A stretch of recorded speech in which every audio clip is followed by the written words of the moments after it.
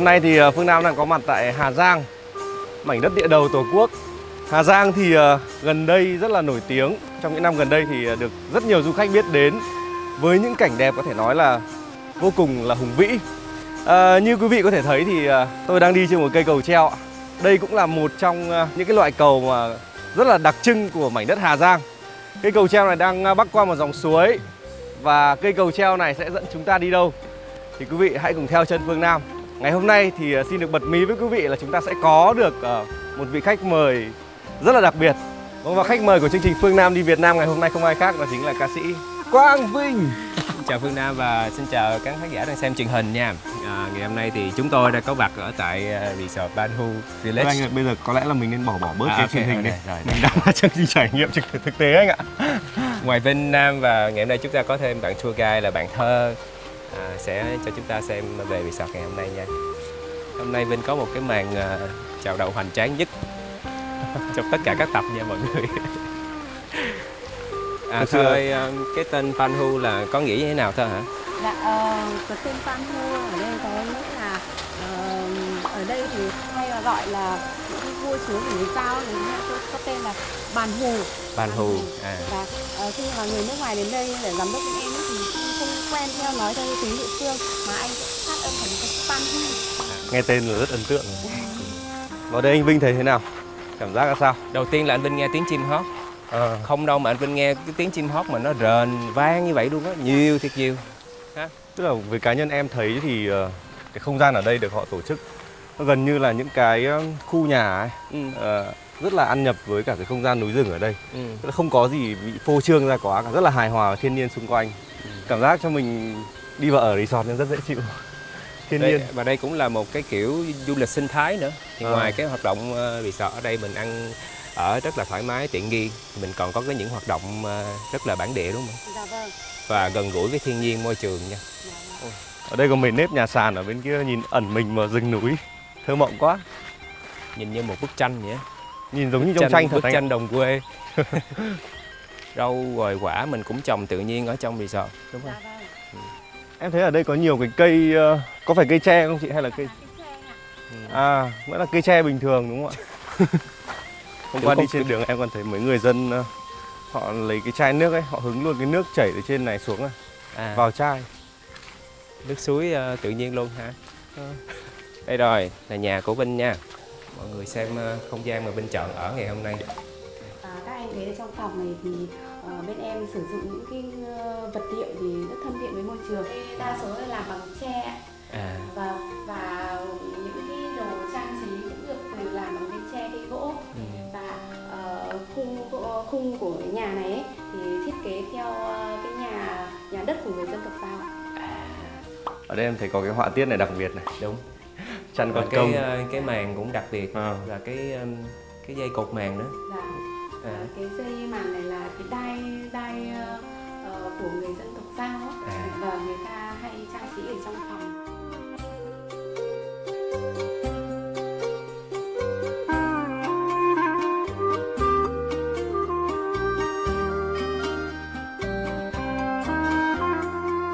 Bây giờ mình sẽ đi thăm nhà của bà cụ 90 tuổi, là gương mặt đại diện của KOL của nhãn hàng trà ở đây luôn nha, trà xanh. Rất đẹp, bức ảnh rất là nghệ thuật. Finho. Finho trà nha các bạn. Ôi, xấu quá đều. Đẹp. Đẹp đấy. Ai chụp cho bà đây bà nhớ không? Chụp lâu chưa hả bà nhớ? Lâu rồi. Lâu rồi mà nhìn vào vẫn thế. Vẫn trẻ như thế. Ở ngoài trẻ hơn. Bây giờ bà làm những công việc gì hàng ngày? Không biết nói. Không biết được. Này ta mày hiếp là chó nhiều mình là hỏi mình chó nhiều công nào. Có mình cái trà nữa ha. Mấy chỗ tôi hay dùng đây lơ là một tí cái hái chè đó. Lâu là một tí hái chè. Bây giờ là bà sai tụi nó hái với bà đâu hái nữa. Bây giờ bà đi với tụi con lên trên kia đòi chè nha. Đi chơi. Bà dẫn tụi con đi chơi đi. Đi. Đi. Xa tập tài giàu nó. Ok. Ok. Đi. Dạ. Ôi, bà đi dép tông luôn. Dép tông bà không đi được cái dép mua dép kia, bà sỏ là bà không thích. Mình cùng nhau đi khám phá. Có luôn. Có luôn bài hát đó luôn hả? Bà ơi mình đi đâu thế? À. Là bà ơi mình đi đâu thế? Đây nha các bạn nhé. Cây này trồng được khoảng 20 năm rồi. Mà nó mới chỉ cao có từng này thôi. Thành ra những cái cây mà người ta thu hoạch mà mọi người thấy là leo trèo lên trên cây luôn, cây đó là tầm 200 năm nó mới to được như vậy. Tính bằng 100 năm chứ không tính bằng chục năm nữa.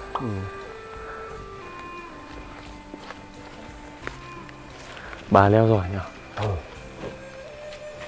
Bà đi không có chuyện gì xảy ra. Đi phăng phăng.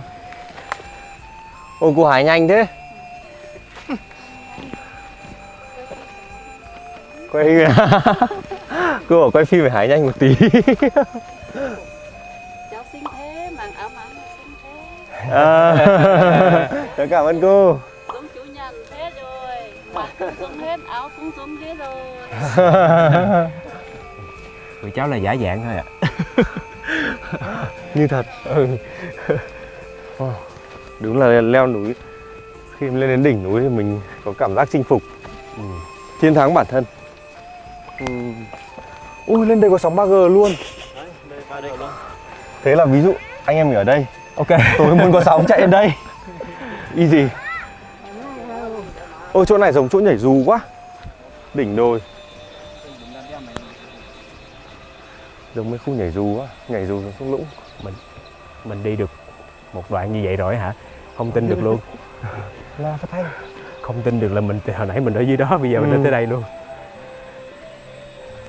Nhìn lại thành quả đúng không? Wow.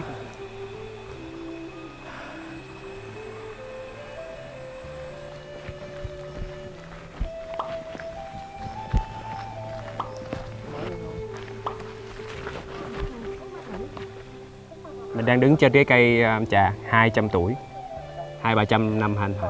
Phải là 300 năm trở 300 luôn. Dạ. Đây là cây chè gọi là cây chè san tuyết cổ thụ. Dạ. Đây là búp tươi của chè san tuyết.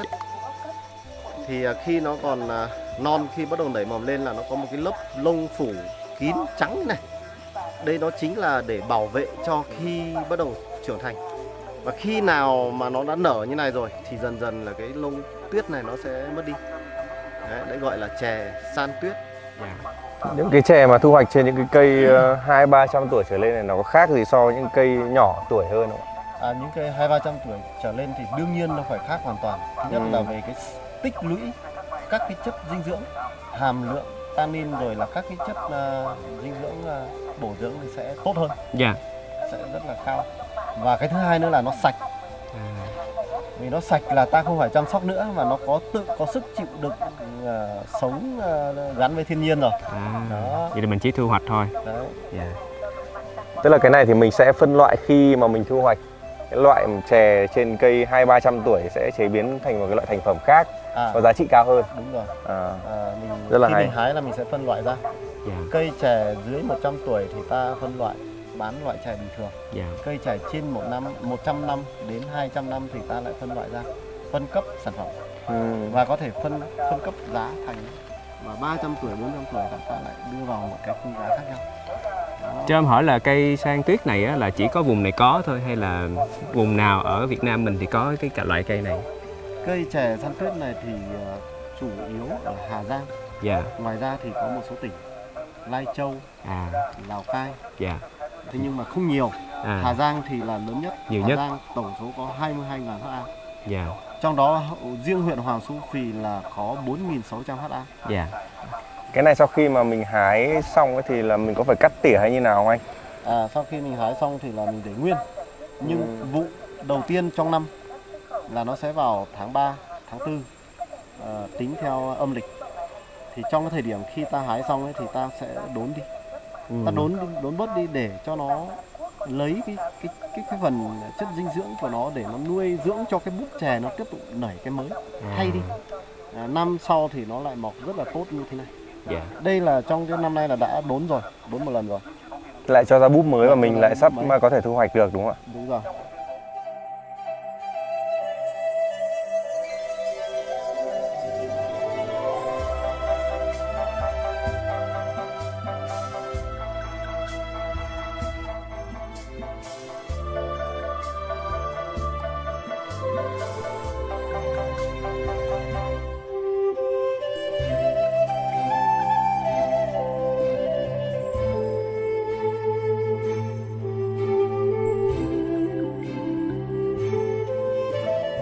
là căn nhà truyền thống của người dân tộc Tày. Dạ.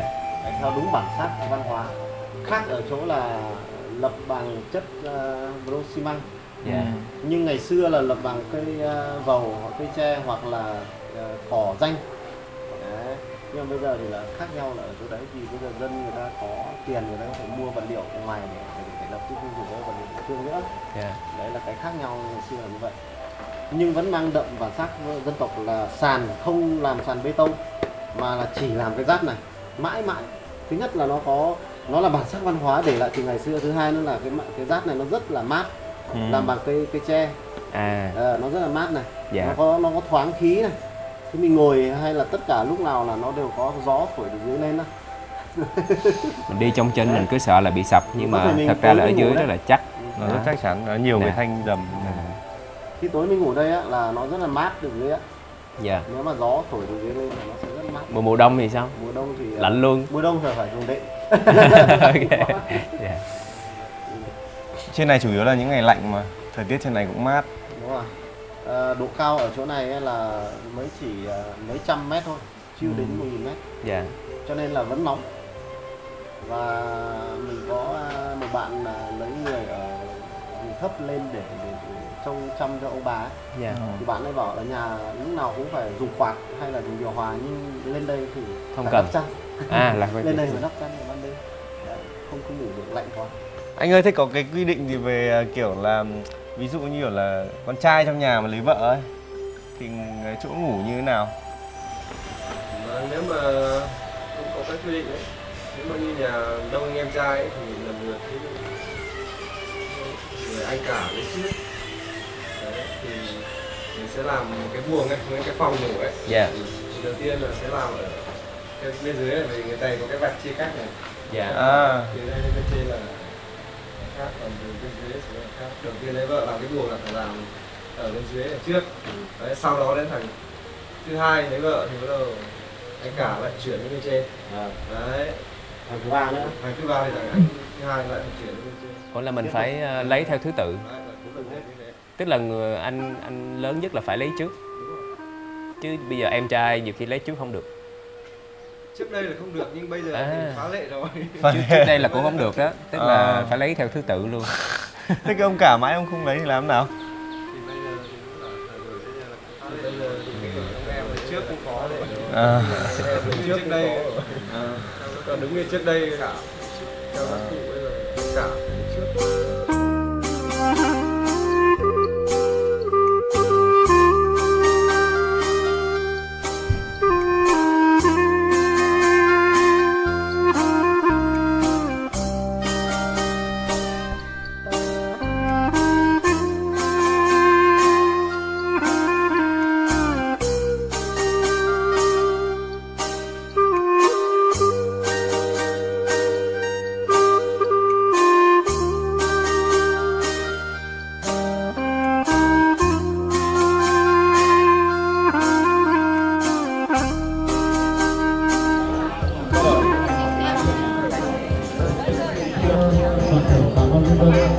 Thôn Thị Hồ rất vinh dự được đón chào đón anh ca sĩ Quang Vinh đến thăm thôn Thị Hồ, và thôn Thị Hồ đã chuẩn bị các tiết mục văn nghệ cũng như là các hoạt động của thôn để chào mừng ngày vui vinh dự của anh ca sĩ Quang Vinh đến với thôn.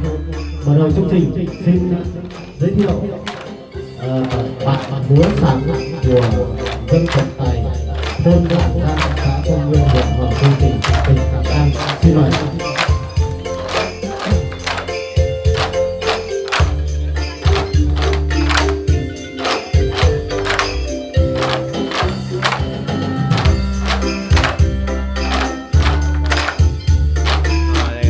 Trai làng gái làng rồi đó. Giao duyên đó.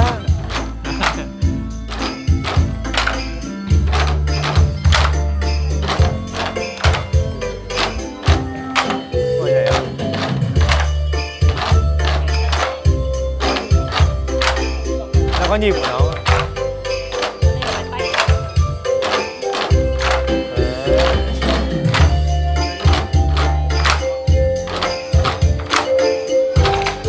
Một, hai, ba.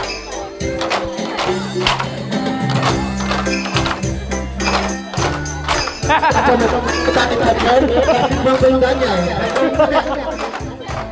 Em phải sao cái này đã. Xoay làm sao? Để em xoay ạ. Ok. Khoan khoan. Chứ khoan. Để anh nhảy cái bạn này để quay. Mời bà nha anh. Đếm đi, đếm đi. À.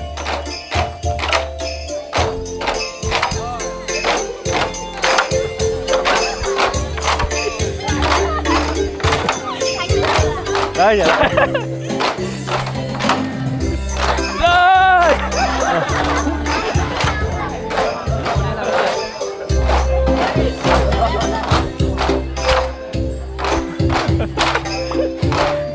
Yeah. Mệt rồi. Ông nói chung trong nguyên cái hành trình đi lần này á, là anh thấy nơi đây nha, đi về nơi đây là anh thực sự là không có nghĩ là sẽ ra được những cái nội dung như thế này, rất là khác biệt. Những cái kiểu tập ở trước anh đi thì cũng là nghỉ dưỡng ha, ăn chơi rồi các kiểu, nhưng mà riêng lên tới đây là mình thấy là rõ ràng là một cái cuộc sống nó khác hẳn. Và mình cảm thấy rất là dễ chịu đúng không ạ? Họ không sử dụng internet, họ không sử dụng kết nối di động nhiều, họ kết nối trực tiếp với nhau. Những cái hoạt động, đây là những hoạt động vui chơi giải trí của họ.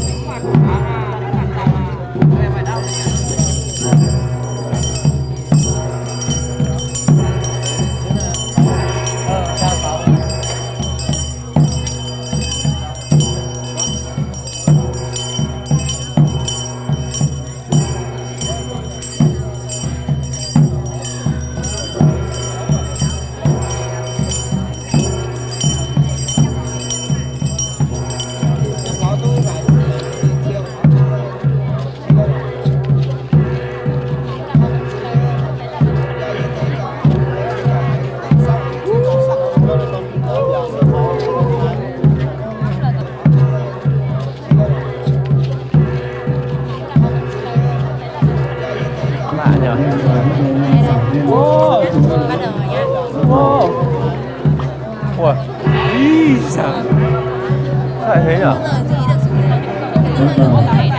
Đến khi nào cái này nó kết thúc của chị? Bài nào cũng được. Từ phía mọi người có thay, mọi người có thực hiện những cái công tác này và nó không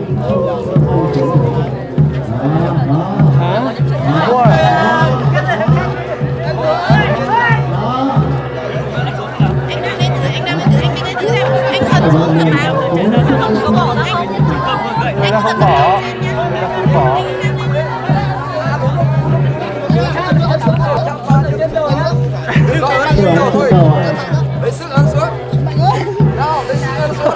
Chạm rồi.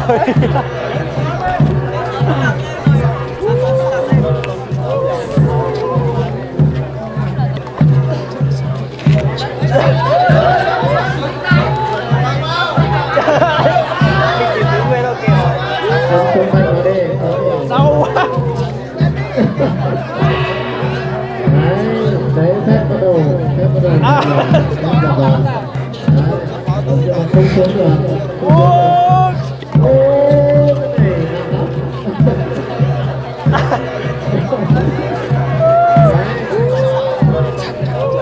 Hay lắm, cô này hôm qua không sạch.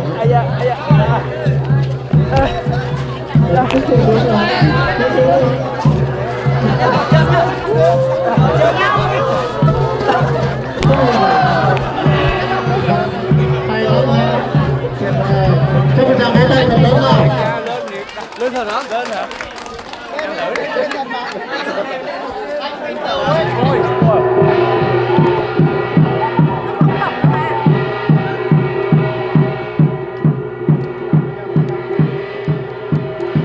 Ủa sao được ta? Ôi nóng lắm.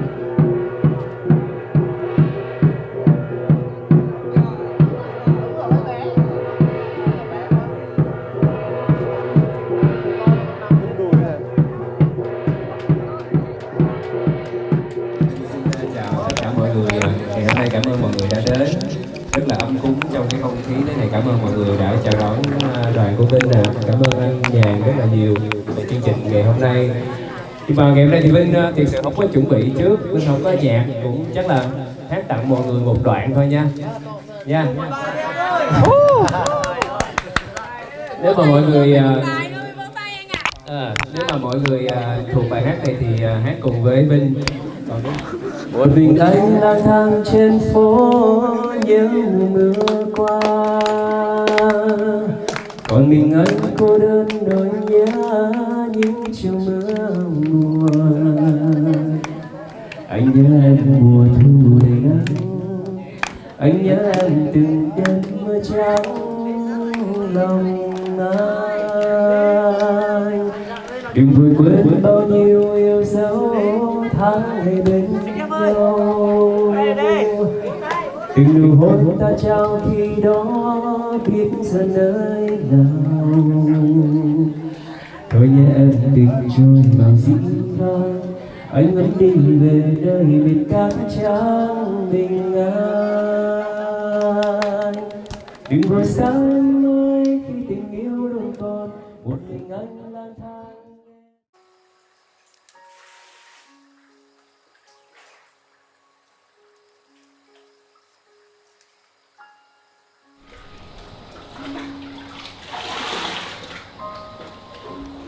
Là bước vào một cái rồi là ngồi không muốn ra luôn.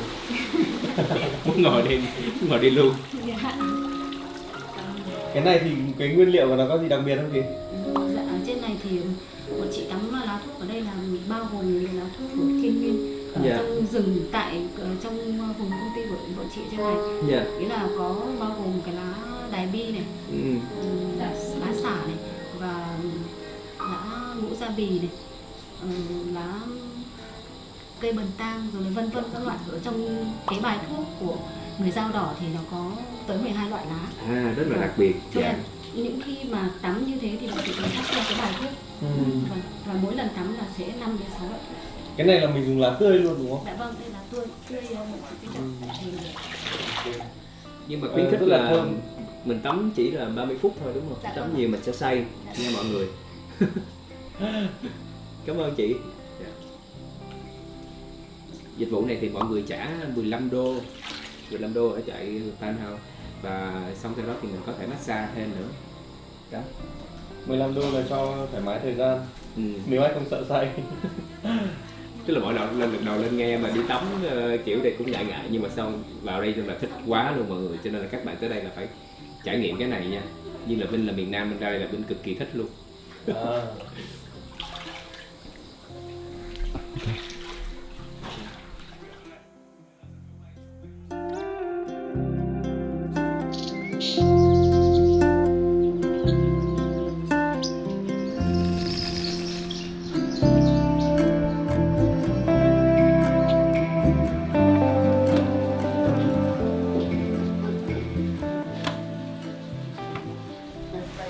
Bây giờ là 6 giờ sáng nha mọi người. Mặt còn ngáo ngơ. Mà thôi mình thức dậy rồi thưởng thức món bánh dày. Mọi người đang làm bánh dày. Đang ngủ. Thức dậy ngửi thấy mùi khói bếp thơm quá phải chạy ngay xuống. Cái này là gạo tẻ đúng không? Nếp à? Anh nhìn này mà không hề đơn giản nhá. Nặng phết đấy. Nhưng mà chị Tết ra mà chị này giá đầy cối cơ. Đầy cối luôn. Đầy cối hôm nay thì làm. Tức là hôm nay mình tới nên mọi người mới có làm cái này á. Cái này bình thường thì Tết mới làm. Tết làm. Hôm nay mình ăn Tết sớm đấy. Anh Vinh lên là vui như Tết. Mùa xuân của gia đình. Em hơi đói bụng rồi đó.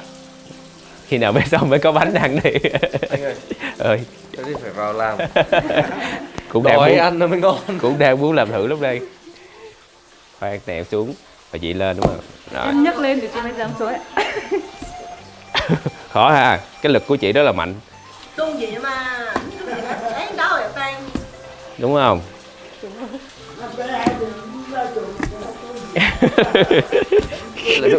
Rồi.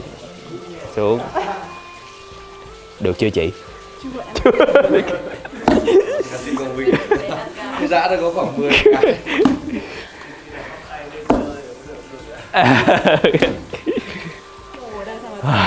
Nếu mà nguội thì không giá được đâu. Bây giờ anh ăn bánh dày sẽ trân trọng hơn rất nhiều nha. Khó quá. Không nổi. Rồi. Em đừng cuốn rồi nó cuốn vào cái chảy đây là nó mất nhiều hơn, khó lắm. Ây da. Nó hết lên nổi rồi. Nó mỏi tai lắm hả? Dạ.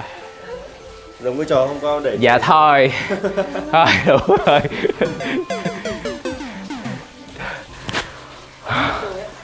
Lên cơ. Sao? Cardio buổi sáng rồi ha. Wow. À là mình bôi vào luôn. À kéo xuống. Wow. Ôi mùi vừng thơm nhỉ anh nhỉ.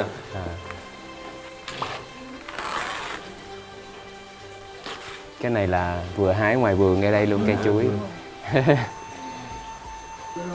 Này mình bán bao nhiêu? Bán bao nhiêu một phần đây? Thơm. Ăn thử xem nào. Dạ. Ô dẻo nhỉ anh nhỉ. Ngon không? Dạ ngon. Rất là dẻo. Từ nát không ngon nữa. Dẻo mà rất thơm nhá. Rất thơm mùi vừng.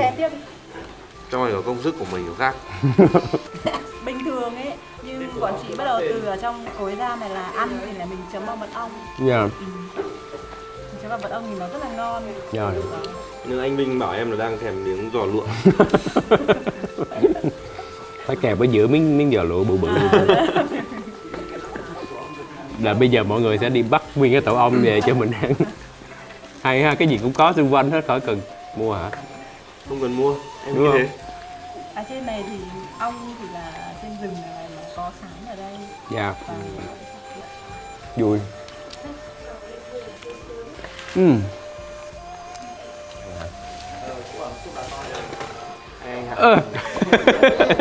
Anh thử đi.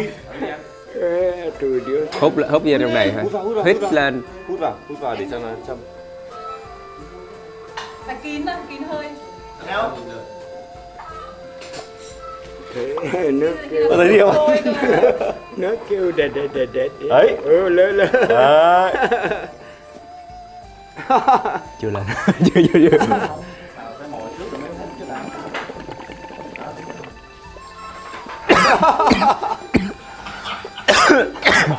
À, Anh ơi thấy hơi sặc nhưng mà thơm nha. Rất là thơm.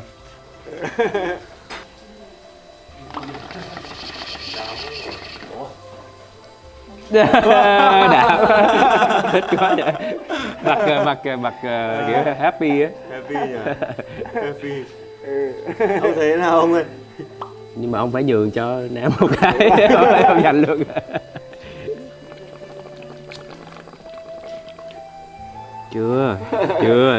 Chưa biết rồi.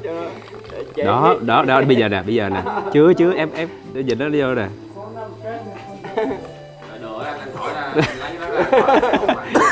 Củ hò Bây luôn. giờ thổi này ra đúng không? Đúng rồi. Cái giò này sẽ ché. Sạc.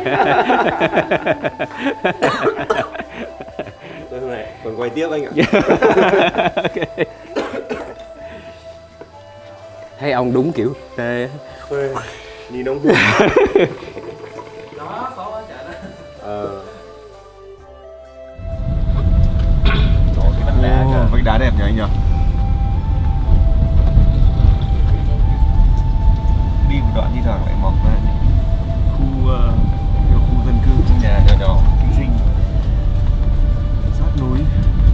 Thực sự là muốn tới chỗ này lắm luôn mà đó giờ mà chưa có dịp đi. Đợt này mới quyết tâm là leo lên đây cho bằng được.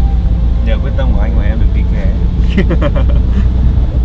Không một cái máy ảnh nào có thể diễn tả hết được vẻ đẹp ở đây. Đó là hùng vĩ. Ở bên kia là hướng Tây, bên Hoàng Su Phì là hướng Tây. là hướng Tây. Hoàng Su Phì sẽ cho mình một cảm giác gần như là mình sẽ đi tìm hiểu về văn hóa.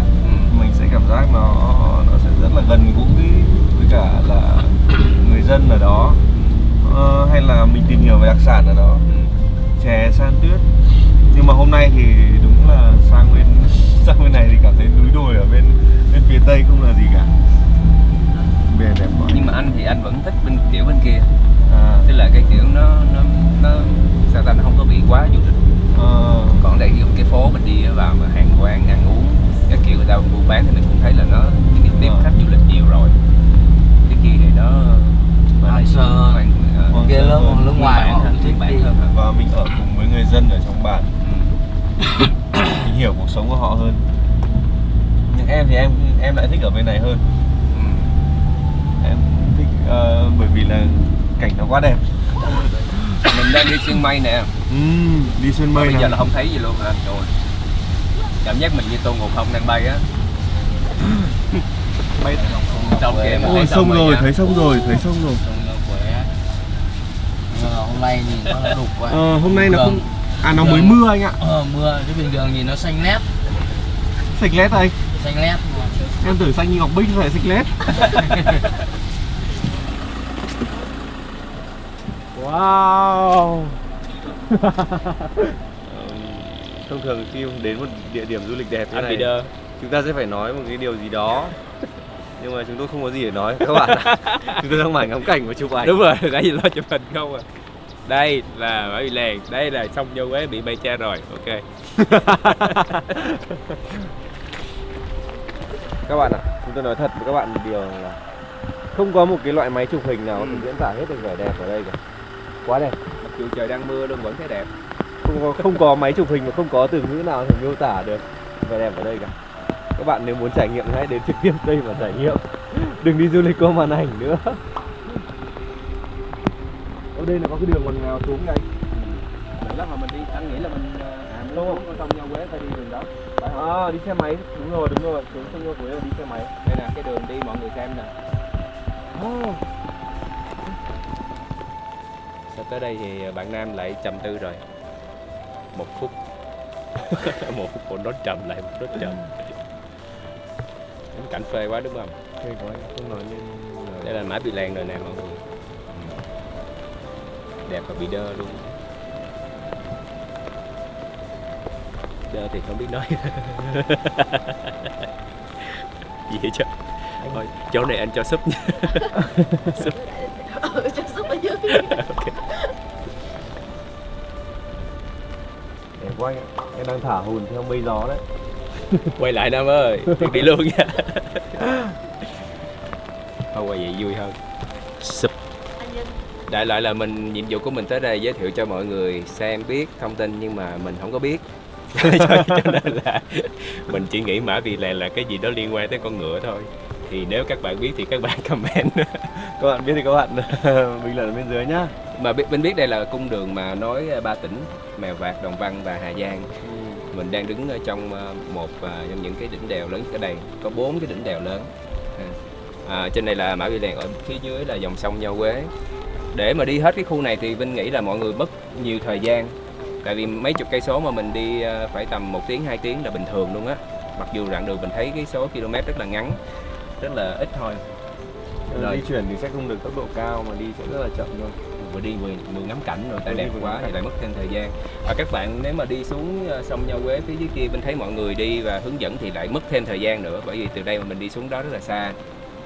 Ở đó là một cái tour nữa, mình có thể lên trên thuyền và đi dọc sông Nho Quế ngắm cảnh. Từ phía dưới ngắm lên cao, còn mình dần từ trên cao mình ngắm xuống. Rất hợp lý. Các bạn cũng có thể chọn một cách đi nhanh hơn, đó là kiếm cái dù và nhảy từ đây xuống. Bao phê. Còn đâu MC Đinh Phương Nam của VTV.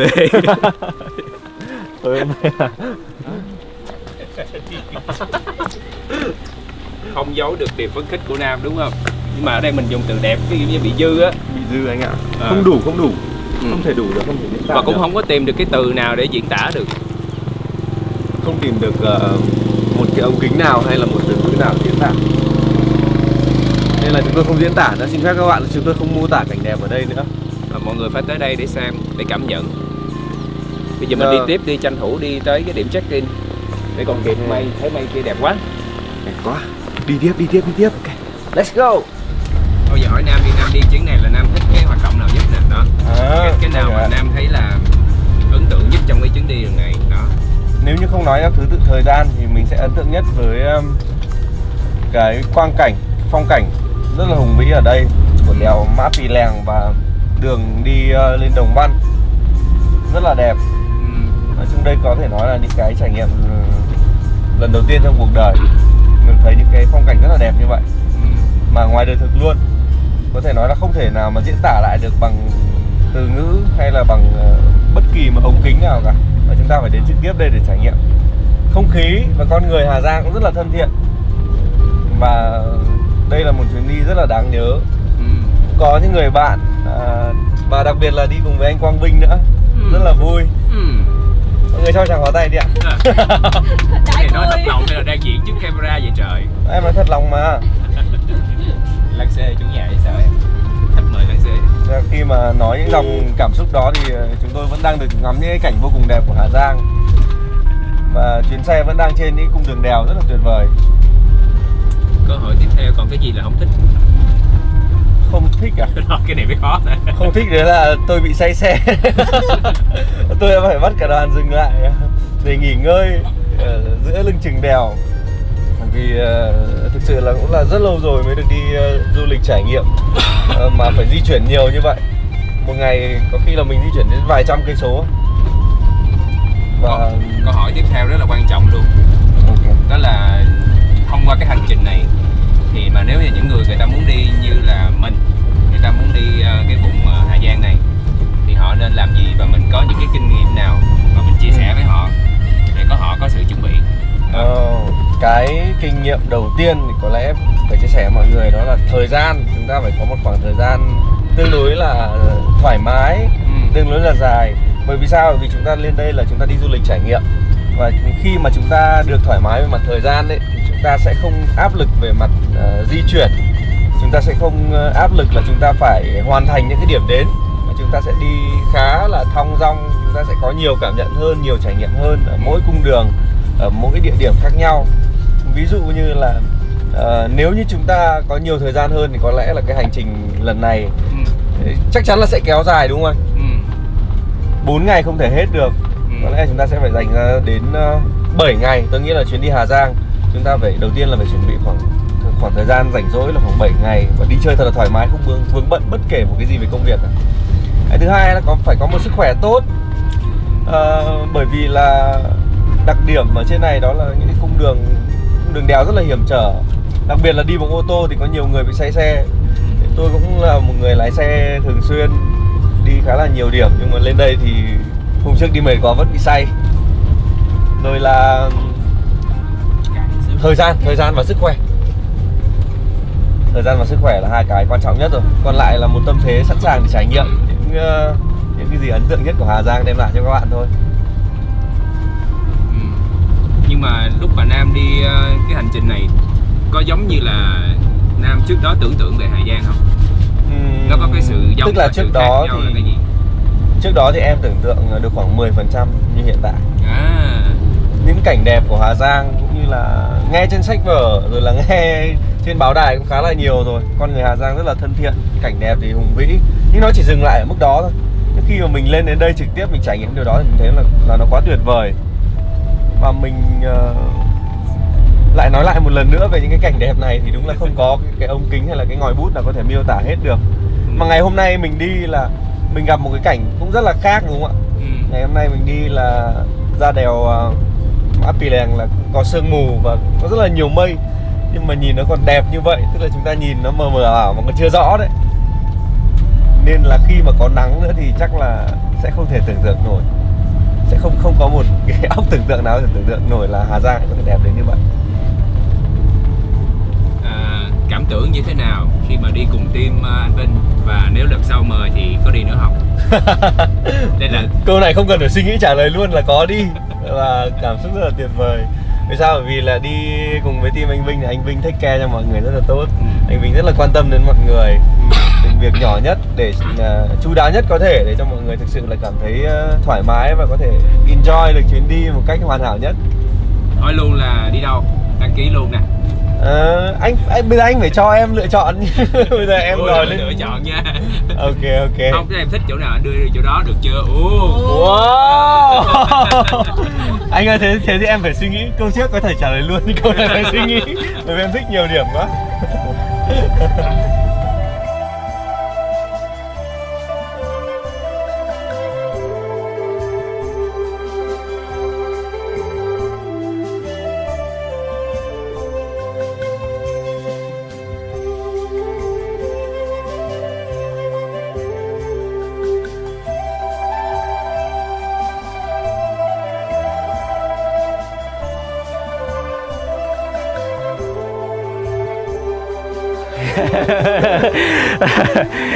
Việt Nam mình quá đẹp. Em phải nói gì đi chứ em đừng có thở, người ta biết mình mệt biết không?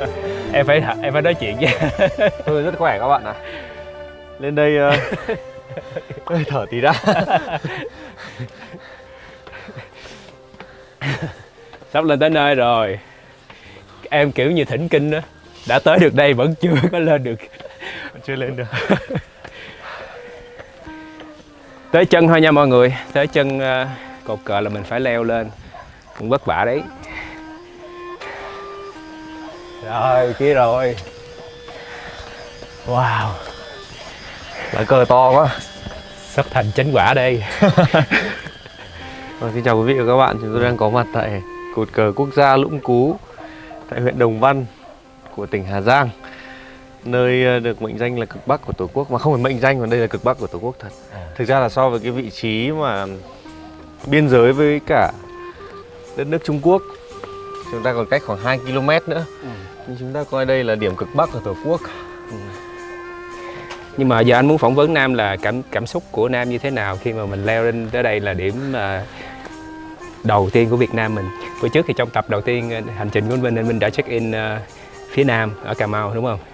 Còn giờ cảm giác của em khi theo người Việt Nam mà mình đã được lên được tới đây rồi đúng không? Trải qua có thể nói là rất nhiều quãng đường, đi cũng tương đối là mệt. Thậm chí bình thường mình có thể đi xe rất là xa, thế nhưng mà có những đoạn là cũng bị say xe, bởi vì là đường đi lại nói chung là rất là khó khăn. Mình cũng thấy được rằng là bà con ở trên này cũng còn rất là nhiều những cái khó khăn khi mà họ phải di chuyển và họ vẫn sống ở đây. Và đặc biệt là vẫn gắn chặt với những cái mảnh đất rất là thiêng liêng như vậy, địa đầu của Tổ quốc. Ở trên này thì rõ ràng là khi mà đặt chân đến đây, chúng ta có cảm giác rất là tự hào. Tự hào vì chính bản thân mình cũng đã chinh phục được một hành trình. Đúng rồi. Và cũng cảm giác là tự hào vì khi mà mình được đứng ở một cái điểm cao nhất như thế này mà mình ngắm nhìn núi sông cũng như là những cái cảnh quan vô cùng tuyệt đẹp của đất nước Việt Nam. Bên cạnh đó thì chắc là lát nữa anh em mình lên trên kia sẽ nhìn được sang cả bên nước bạn láng giềng là nước Trung Quốc nữa. Cảm giác của anh Vinh thế nào khi mà đi từ cực Nam rồi này, mũi Cà Mau, bây giờ ra đến cực Bắc là cột cờ Lũng Cú? Tất nhiên là anh Vinh rất là vui và cảm thấy là giống như cái hành trình của mình đã đến được cái mục tiêu mình đặt ra rồi. Nhưng mà quả thật là nguyên cái hành trình đó mới là cái mà anh Vinh có rất là nhiều những cái trải nghiệm. Mà tới đây rồi thì mình cũng xúc động mà hơi bồi hồi, ủa vậy là mình đi xong rồi, vậy mình sẽ đi đâu nữa? Nhưng mà tin chắc được là đi đâu nữa chắc cũng sẽ rủ Nam nha. Tại vì cảm ơn Nam đã đồng hành cùng với Vinh trong hành trình này. Nếu không có Nam đi chung là chắc nhiều khi cũng sẽ mệt, không có ai đùa giỡn hay gì. Trên đường đi mình trong đoàn mọi người rất là vui và được có nhiều cái năng lượng để mình có thể chinh phục cái hành trình này không có đơn giản, đúng không? Thực ra là nếu như mà năm nay anh Vinh mà chưa rủ em đi Hà Giang thì có lẽ là cũng chưa biết là, chưa có dự định và cũng chưa biết là bao giờ mới được đặt chân lên mảnh đất này. Mảnh đất này quá là tuyệt vời. Thực sự là trên đường đi mình phải nói rất là nhiều những cái câu như là chắc chắn đây là một cái điểm đến mà mỗi con người Việt Nam phải đến ít nhất một lần trong đời. Về sau thì anh Vinh anh nói là không thể một lần được, phải nhiều hơn một lần. Bởi vì chắc chắn là chúng ta sẽ quay trở lại. Ok. Những cái bức phù điêu mà khắc bằng đá ở đây thì có thể thấy rằng là những cái hình ảnh rất là quen thuộc đối với những người dân Việt Nam. Em thấy rằng là ở đây thì không chỉ là khẳng định đánh dấu một cái địa điểm mà thực sự là khi mà chúng ta lồng ghép những cái giá trị văn hóa như thế này vào, còn là một lần nữa khẳng định chủ quyền lãnh thổ của dân tộc Việt Nam. Đây là, theo em được biết thì đây là những cái giai đoạn lịch sử của Việt Nam. Đây là Khuê Văn Các này. Đó. Và rất là nhiều giai đoạn khác, những cái biểu tượng những hình ảnh rất là đặc trưng. Trên này có trống đồng này anh thấy không? Còn nếu mà chúng ta nhìn xa một chút thì có lẽ là cái cột cờ này sẽ rất là giống với cột cờ Hà Nội. Và em nghĩ rằng là chủ đích của thiết kế thì cũng được thiết kế giống như cột cờ Hà Nội. Và chắc chắn là mỗi con người Việt Nam khi mà nhìn vào cột cờ này đều cảm thấy rất là tự hào